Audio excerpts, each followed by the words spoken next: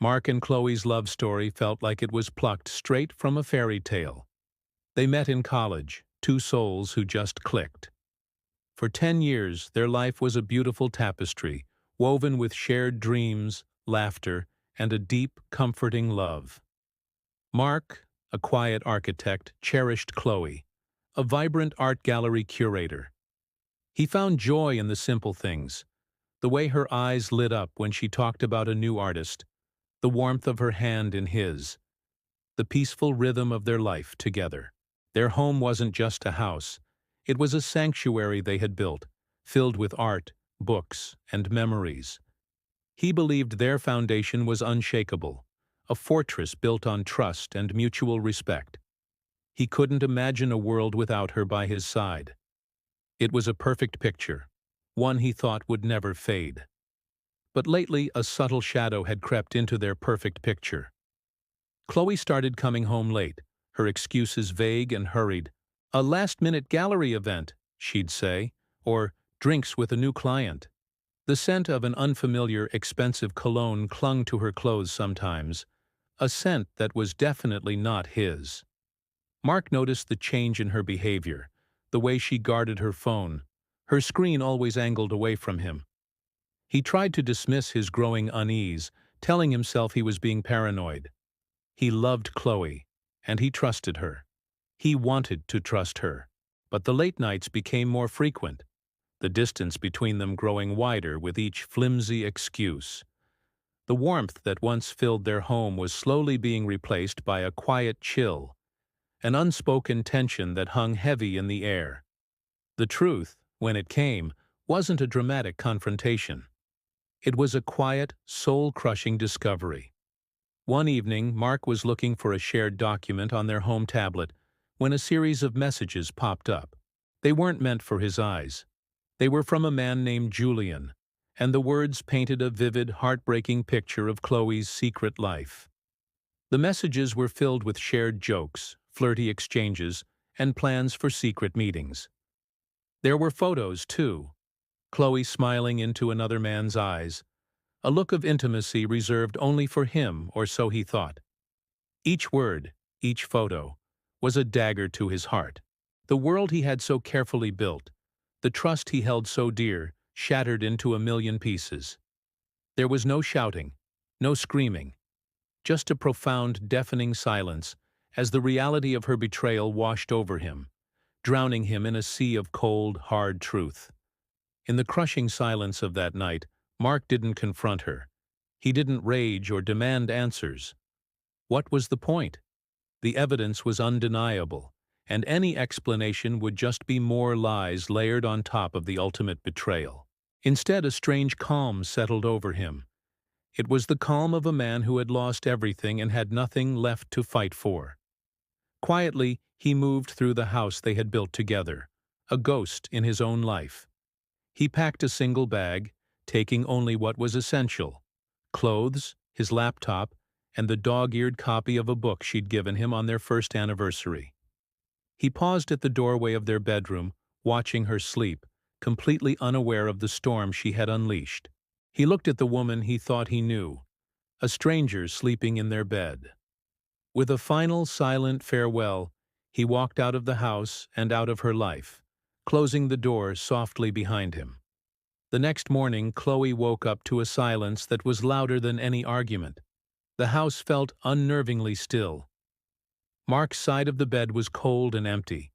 His car was gone from the driveway. At first, she felt a flicker of annoyance. Did he leave for work without saying goodbye? Then, a knot of dread began to tighten in her stomach. She called his phone, but it went straight to voicemail. Panic set in. She checked his closet, his work suits, his favorite sweaters, all gone. She raced to the living room and saw it, his wedding ring, placed neatly on the coffee table next to a single key. There was no angry note, no dramatic explanation, just the deafening silence and the stark, metallic glint of the ring. It was a quiet, definitive statement. He knew, and he was gone. The silence he left behind wasn't empty. It was filled with the weight of her actions. Days turned into a week of agonizing silence. Chloe's frantic calls and tearful texts went unanswered. The silence from Mark was a wall she couldn't break through. Her friends, once her confidants, now looked at her with a mixture of pity and disappointment. The exciting thrill of her affair with Julian quickly faded, replaced by the bitter taste of reality. Julian, who had seemed so charming and sophisticated, was suddenly revealed to be shallow and non-committal when faced with actual consequences. He had been a fantasy, an escape, but he wasn't real life. He wasn't the man who remembered how she took her coffee or held her when she was sick. He wasn't Mark. The silence forced Chloe to confront herself, to look at the mess she had created. She was utterly alone, adrift in the wreckage of the life she had so carelessly destroyed. The emptiness of the house mocked her, every room a reminder of the love she had thrown away. One evening, staring at the wedding ring still sitting on the coffee table, Chloe finally broke. The weight of her guilt was suffocating. She grabbed her phone and typed a message to Mark, her hands shaking. It wasn't an excuse or a justification. It was a raw, honest confession. "I'm so sorry, Mark," she wrote. "There's no excuse for what I did. I destroyed everything. The silence you've left is a mirror, and I hate the person I see. I don't expect you to forgive me, but I needed you to know that I know what I've lost. I lost the best thing in my life. I lost you."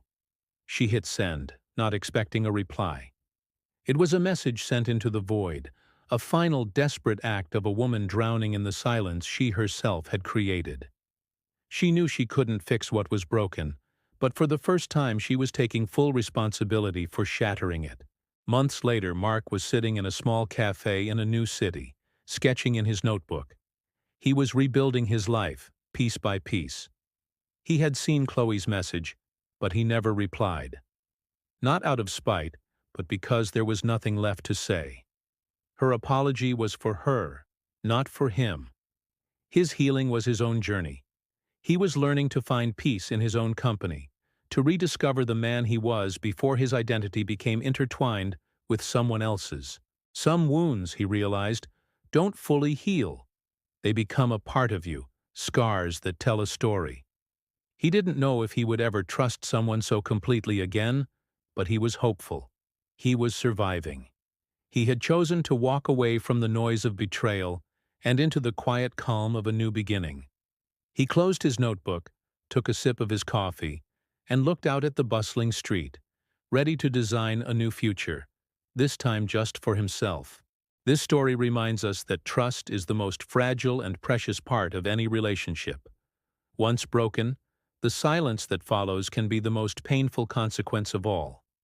It is a powerful lesson in accountability and the quiet strength it takes to walk away and rebuild. Thank you so much for watching with us today. If this story resonated with you, please give it a thumbs up. And don't forget to subscribe to our channel for more compelling stories. We'd love to hear your thoughts in the comments below. Take care, and we'll see you in the next video.